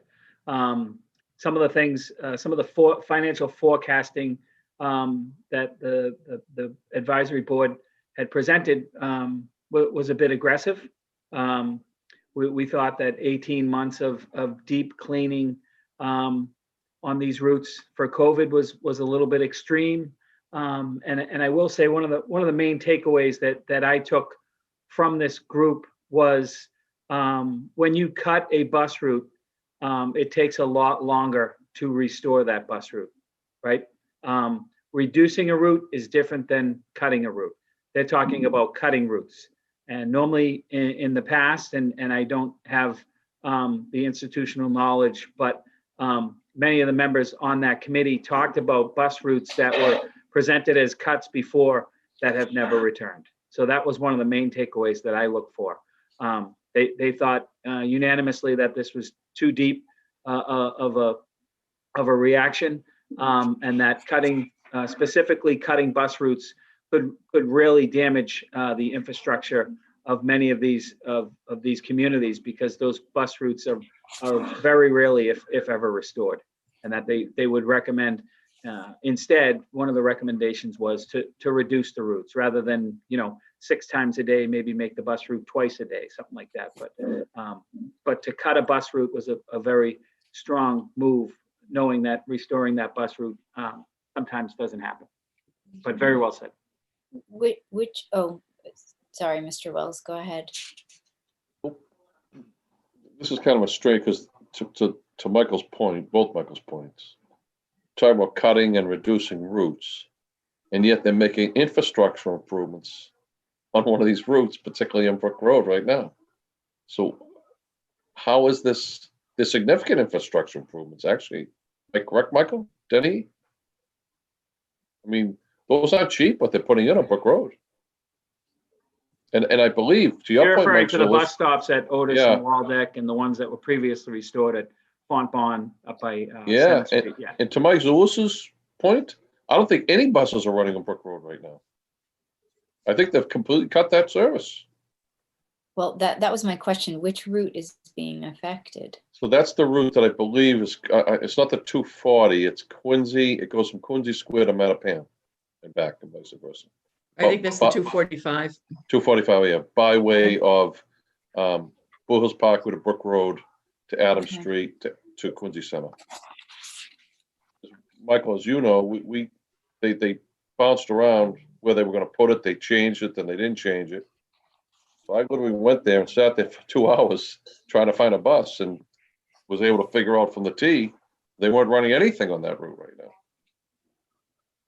So you're right. It's a good, I mean, what is that? Do we want to take a vote to send this letter, or is this already going? What do we want to do? What do you need? Mr. Doyle?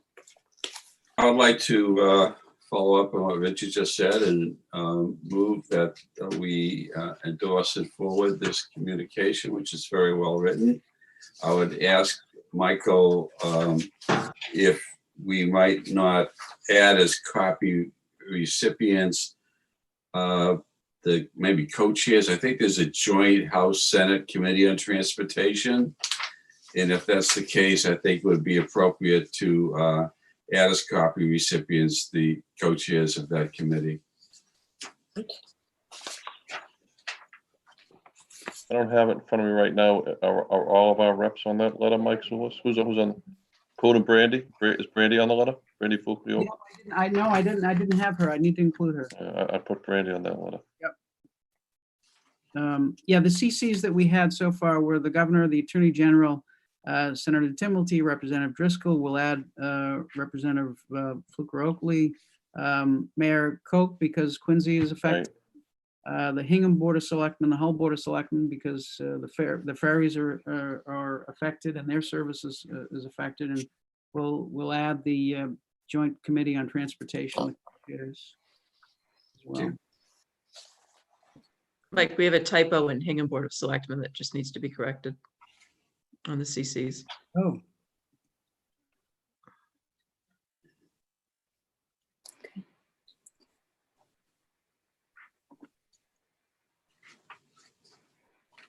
Did Arthur make the motion? Yes. Yes, I'll second it. thank you. All those in favor, Ms. Conlon, Yes. Mr. Doyle, Yes. Mr. Wells, Yes. Mr. Zulus, yes. Ms. Collins, yes. And thank you again. And thank the senator the next time you speak with him for his idea. And also, Mr. Dennehy, thank you very much for serving on the advisory board.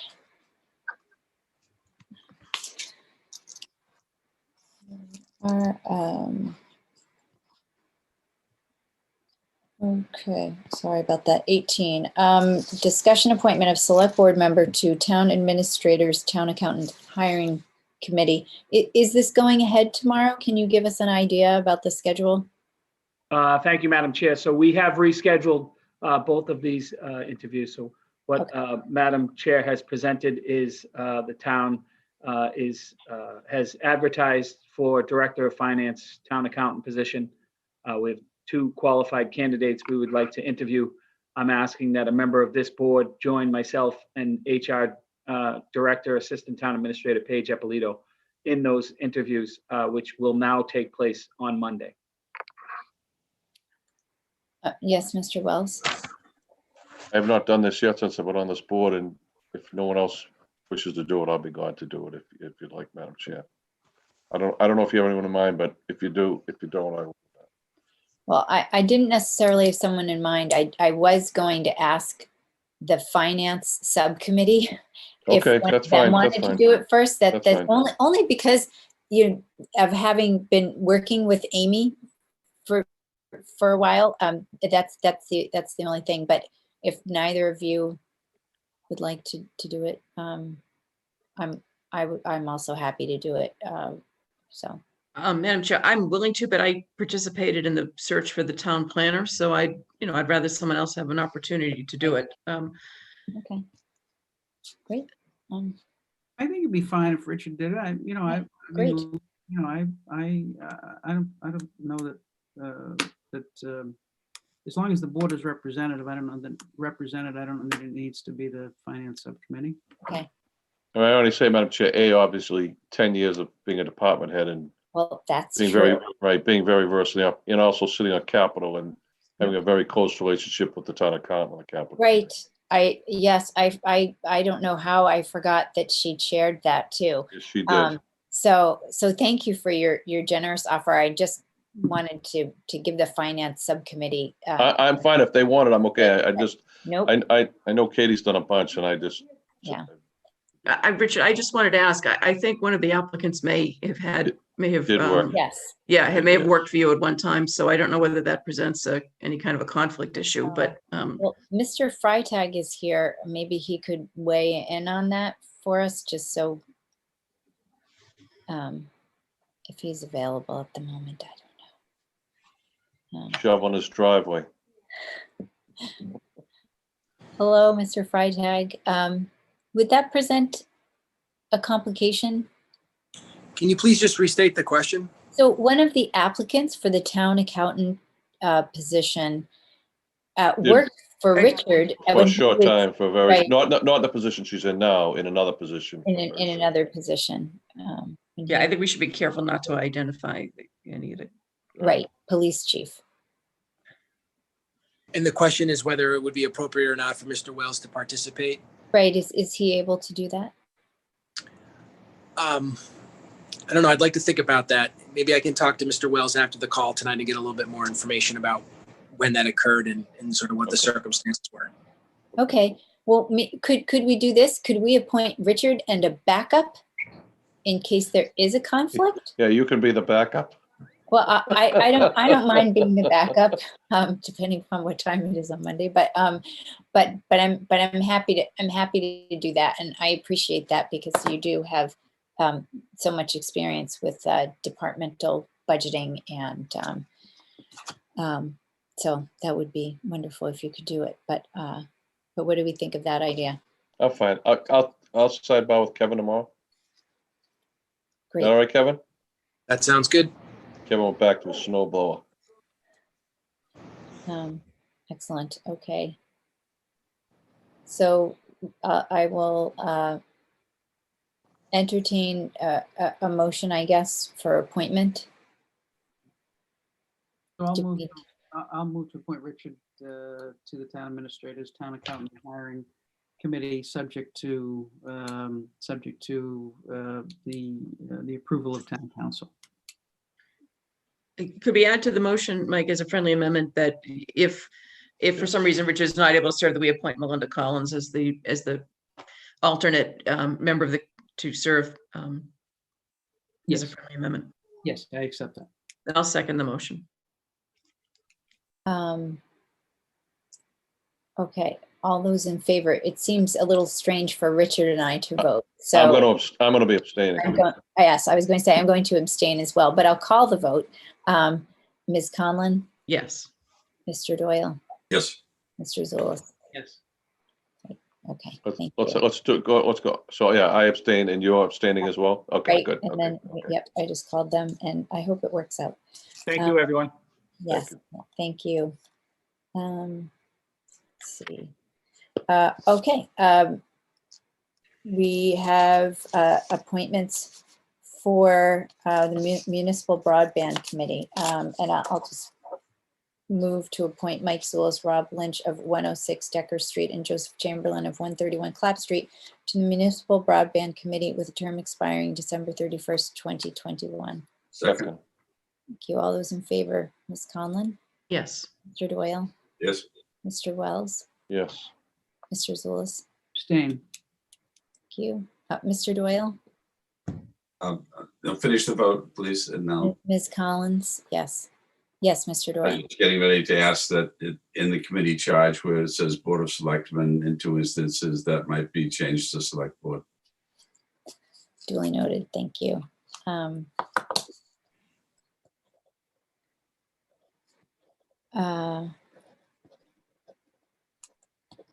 I also would like to note that actually one of the members of the original excellent 5 committee members Yes. has Resolved. yes, retired from the Right. committee, has resigned, and that's Steve Paxia. And I just wanted to thank him for his service. This committee, I think, did exemplary work, or has done, and I'm sure will continue to do exemplary work as far as the process and the depth of investigation and exploration, and the presentation of its material. So, I just really appreciate his all of his efforts. I And, agree. Steve's been an excellent asset in so many ways, from the schools to, he puts a lot of time and effort into this community, and he's a great asset for us. yes. I tried to talk him out of it, but he wouldn't do it. Well, I'm hoping that we can find something else that he's interested in, because I think that would be great. And he's interested when the right thing comes along. I think he'll be there. So, okay, so reappointment. 19, I'll Yeah. make a motion to appoint Paul Doherty of 8 Thistle Ave, Lawrence Johnson of 74 Dyer Ave, Douglas Cybeck of 30 Governors Road, Raymond Thel of 457 Elliott Street, and John Ziowitz of 245 Atherton Street to the Sign Review Committee, with term expiring December 31st of 2021. Second. Second, All those in favor, Ms. Conlon, yes. Mr. Doyle, Yes. Mr. Wells, Yes. Mr. Zulus? Yes. Ms. Collins, yes. Thank you. And item 21, and I think Mr. Dennehy can, well, actually, it may be Mr. Freitag who's updating us. Yes, sorry about that. Thank you, Mr. Freitag. Thank you. And again, good evening, Madam Chair, Kevin Freitag, Town Council. What you have before you is a proposed agreement between Milton and Quincy. Just by way of background, the Milton DPW is looking to increase the capability and functionality of their radio system. In order to do that, they need two things, potentially: buy new equipment and find a new place to install part of that equipment. The idea being proposed is that the new equipment, once purchased, would be installed on a tower on Raschuti Drive in Quincy.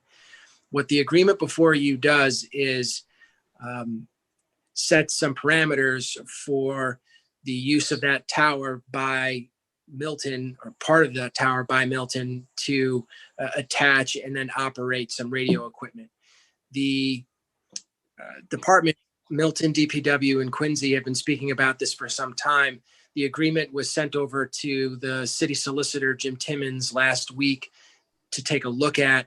And I'm in the process of following up with Attorney Timmons regarding any questions or edits that he may have, or that Quincy may have, to this agreement. So we have not yet received approval from Quincy. I was hoping that we'd hear back by tonight, but that has not yet happened.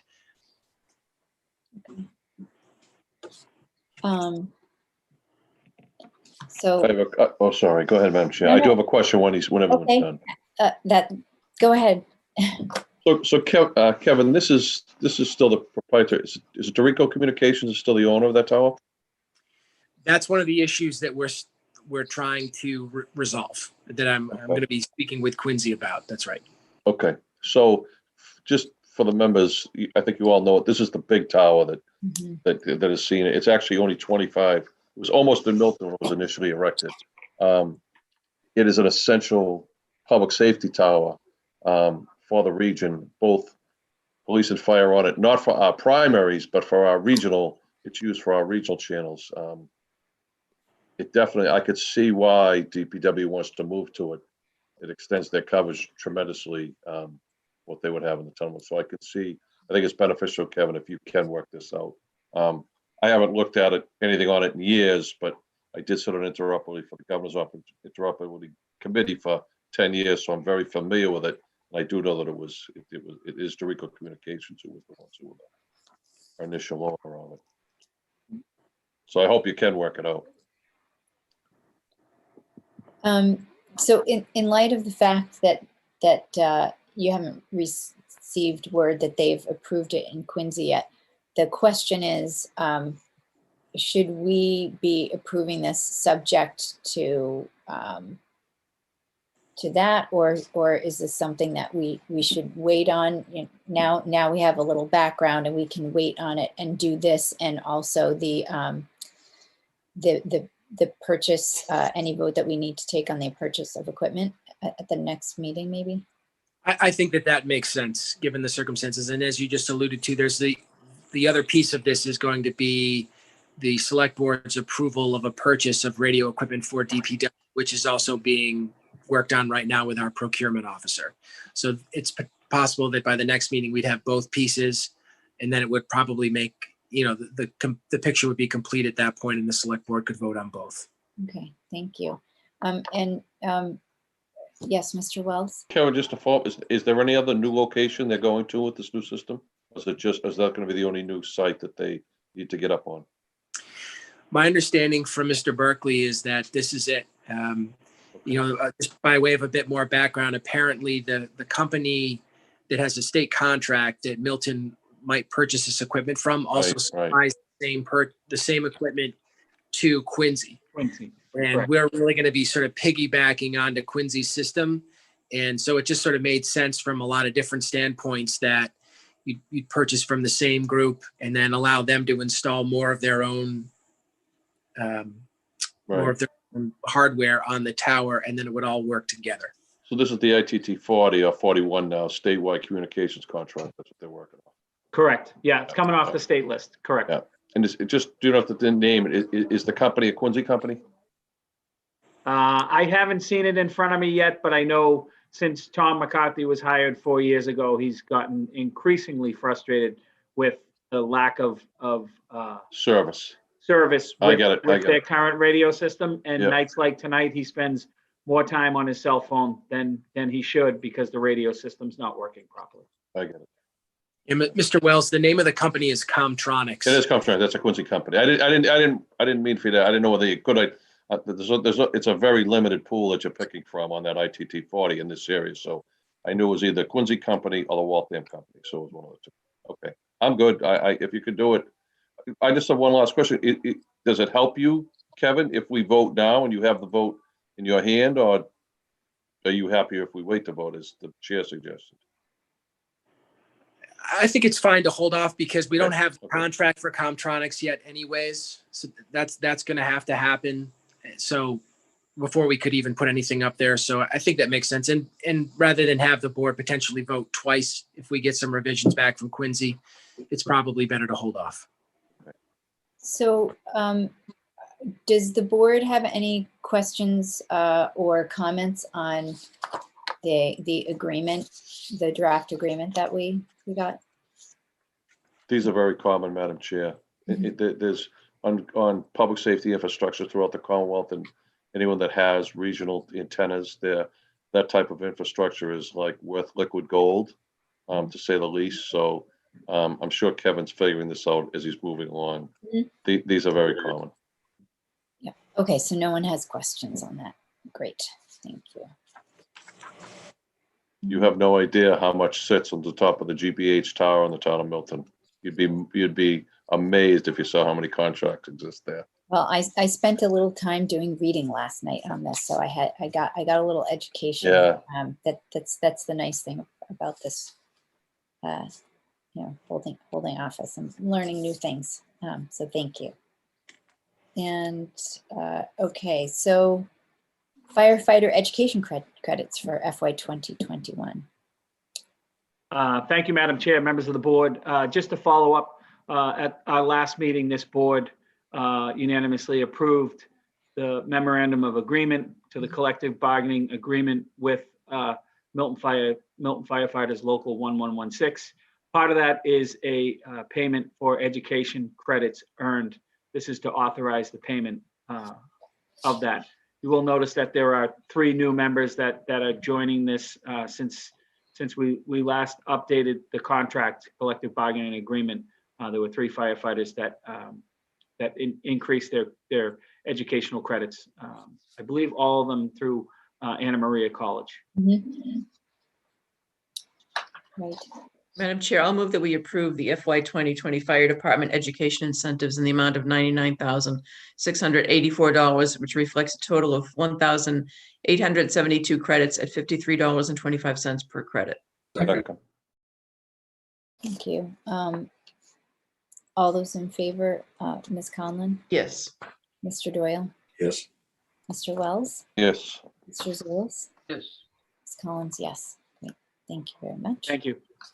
And I went over time here. Now I can't see what time it is actually. I'm 10:15. You're all right. 10:15. Yes, just to check with everybody. Are we okay to keep going? We're almost there. Okay. Plow through. I'll move to approve the meeting minutes of November 4th, 17th, 18th, and December 7th, 10th, and 7th and 10th, 2020. Second. And all those in favor, Ms. Conlon, Yes. Mr. Doyle, Yes. Mr. Wells, Yes. Mr. Zulus, Yes. Ms. Collins, yes, thank you.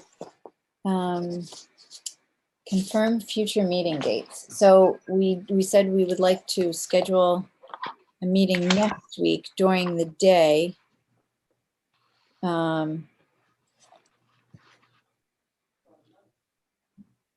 We go with Wednesday morning? Does that work? I don't even know. Is that too soon? Yeah, we might want to give ourselves, Following week? yeah, we might want to give ourselves a little more time. If we can kick it over to the next week, that might be helpful. Okay, We could try for next Wednesday. No, I'm fine. I now that you say it, I agree. Let's kick it over yeah, to the next week. Yeah, maybe the Monday or Tuesday, the 28th or the 29th. Okay. It's better than the 30th, which is New Year's Eve. We're not going anywhere. We're not going Right. anywhere, Arthur. It's psychological. It's totally psychological. You're right, Richard. Although it could be Well, the biggest there- New Year's celebration you've ever seen in the history of the world. right. Well, actually, what Thursday is New Year's Eve, isn't it? Right? Wednesday. Thursday is Thursday, yeah, 30, Holy 31 crap. days in January, yeah. So we can do Wednesday, Richard. Arthur, you want it that bad. Arthur was seen at Party City yesterday, walking out with all kinds of New Year's Eve. Party Boy, stuff. wouldn't it be nice? This New Year's Eve may be bigger than Y2K. Look at the Christmas tree sales this year. Are good or bad? Are they really? Phenomenal. Well, I figure that by what I just paid for a Christmas tree. You're right. I think we'll be ready on the 28th or 29th. Maybe Okay, I do too. I think so. Okay, after the weekend and to hopefully finalize things. right. So Okay. the 29th. Okay, 29th. What time of day? I'll do whatever you want. Did people have, Katie, since you asked about a daytime, did you have a time in No, mind? no, any time is fine with me, Madam Chair. I just thought that since it's only one item, we could try to knock it off without having to do an evening meeting. And we know that the Zoom on the 29th, the ZBA's got Right, at ZBA least has one, it. two hearings that night. Yeah, Madam Chair, my calendar's wide open that day. okay, Mr. Zulus? I'm tied up late morning, so or early afternoon is better for me. Okay. Could we say Sure. 1 o'clock? Is that okay? Time you time? say? I didn't hear what you said. Would you, early afternoon, 1 o'clock, Sure. 2 o'clock, Sure. You say- Absolutely. You say 2, just that'll, 2? Yeah, to be safe. Yeah. Tuesday, the 29th at 2 Yes. o'clock. Okay. Okay. Okay. Great, thank you, everyone. I really appreciate that. And then our next regular meeting is the 13th, and the one after that is the 27th. Just feels like a very long time away, but we need to add a meeting for some reason. Yeah. In case there's a tractor trail load of COVID vaccine shows up in our town, and we have to have a meeting to discuss this Yeah. dispersion. But just the week before the 13th, there are hearings just about every night. So we'd have to be mindful and do something during the day. So it would have to be for Okay. Thank you for that. Let's see. Each day you move forward, Madam Chair, is a day closer to our vaccination. Yes, absolutely. Looking forward to mine, hopefully in June. But I did just want to say one thing. Is there anything that we should add? I know this really is under future agenda items, but to that meeting on the 29th, is there anything we should add relative to town meeting to that agenda so that we'd have 2 items or? You mean an additional item for our town meeting that we Yeah, might need to discuss? let's keep that in mind. I don't know.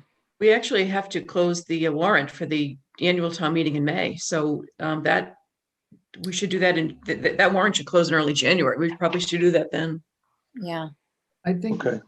and I think on the 29th, we should have an executive session. Good point. Right, Good point. that yeah. would have to be the executive session, yeah, so, Want to do both, Katie? Want to schedule in the open, closing the warrant for the annual town meeting in May, and then we'll have an executive session on the Yeah. issue we're working on? yeah. Great, You get that, Hillary? Thank you. Mark. Yes. Thanks. okay. Is there anything, Katie or Melinda, from the planning board that we might have, that's going forward, that we might have to weigh in on at all? That, Do you mean for February? yeah, anything at all that we need to? Well, I think that it was called the tree preservation bylaw or something like that, and now it has to do with soil excavation. It's all the same thing if you read through it, but so I think that one is pretty much ready to go. They're not positive about the condo conversion and the other. So I don't know that we would need to discuss anything. I think we could handle that at the next regular meeting. Okay. Or the meeting after that. Okay, so we have those 2 agenda items. Okay, so now we have our town administrator's report. Oh, you're muted. Thank you, Madam Chair and members of the board. 2 things this evening. I mentioned earlier that the 3rd week of COVID, the free COVID testing, will take place this Sunday at the DPW yard, 629 Randolph Ave, from 10 a.m. to 3 p.m. There is a pre-registration form online. If you would like to fill it out, it saves you that step in the process. For those of you that have been there before, it doesn't get you to the front of the line or anything like that, but it's just one step in the process that makes it a lot quicker for everyone. So that pre-registration form is on the town's website. Again, it's free to everyone. Don't have to be a Milton resident. Don't have to have symptoms.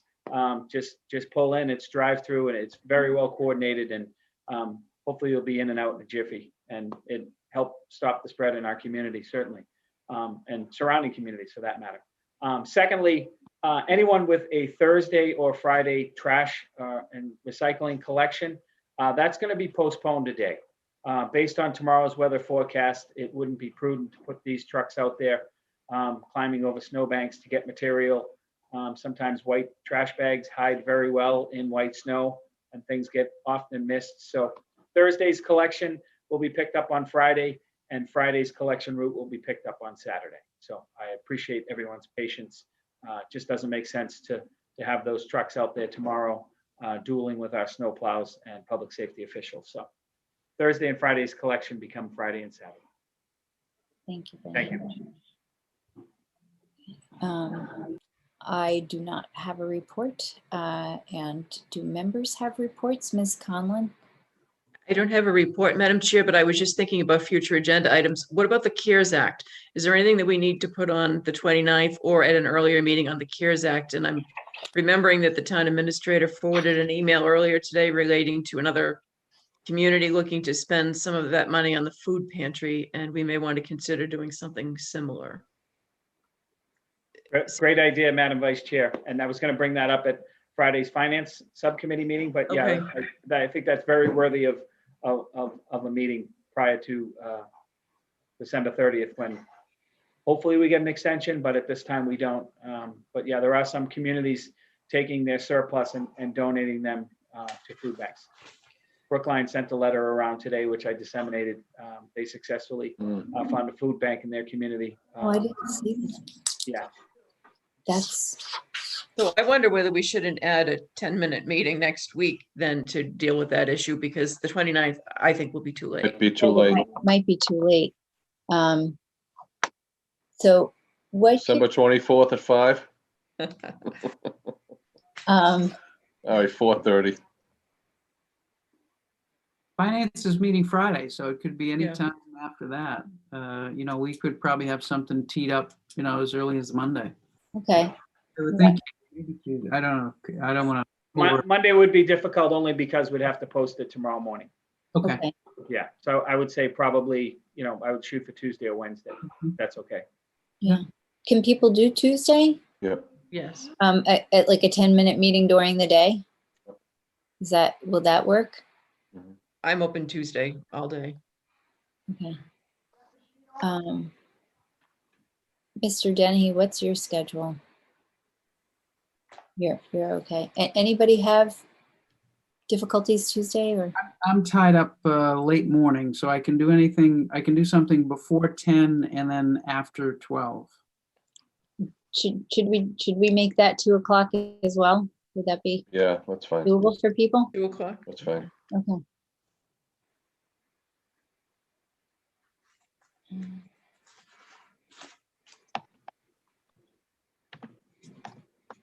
Great. Thank you so much. I can't wait to read that.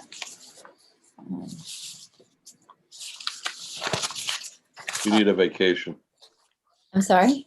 You need a vacation. You're excited about reading a piece of correspondence. I'm sure everyone needs a vacation know. at this point, except maybe, people's cats, dogs, they're all happy. But let's see. Member reports. Okay, so we were on, Mr. Doyle, do you have a report? Nothing in detail, Madam Chair, thank you, but to mention that last night, the Master Plan Implementation Committee did have a meeting, and one of the things that we would like to do is see if there might be the possibility of some time in a February Select Board meeting to meet conjointly, to have Cheryl meeting with us and taking a look at the priorities that the Select Board might have for its areas within the Master Plan Implementation Committee. Okay. Do And we if know- that's not possible, considering other business that we have during the month of February, much of which has already been cited earlier tonight, maybe we can suggest another date to her. Well, we'll look at February. For now, we'll slot MPIC in and revisit that if we need to. Thank you. Great. Mr. Wells, you have a report? No, Madam Chair, I do not. Thank you.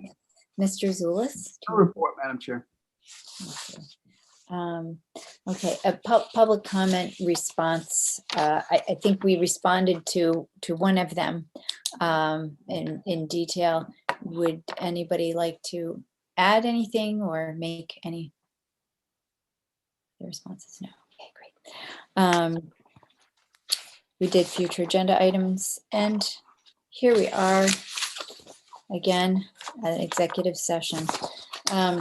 So I move to enter executive session for the following purposes pursuant to Mass General Laws, Chapter 38, Section 22, subsection F, to approve executive meeting minutes, and also pursuant to Mass General Laws, Chapter 30A, Section 21, subsection A, subsection 2, sometimes known as Reason to conduct strategy session in preparation for negotiation with non-union personnel or contract negotiations, non-union personnel, specifically our town administrator. And we will not move back into open session. Second. Thank you. All those in favor, Ms. Conlon, Yes. Mr. Doyle, Yes. Mr. Wells, Yes. Mr. Zulus. You're muted. Yes. Thank you. Ms. Collins, yes. Thank you. And thank you so much,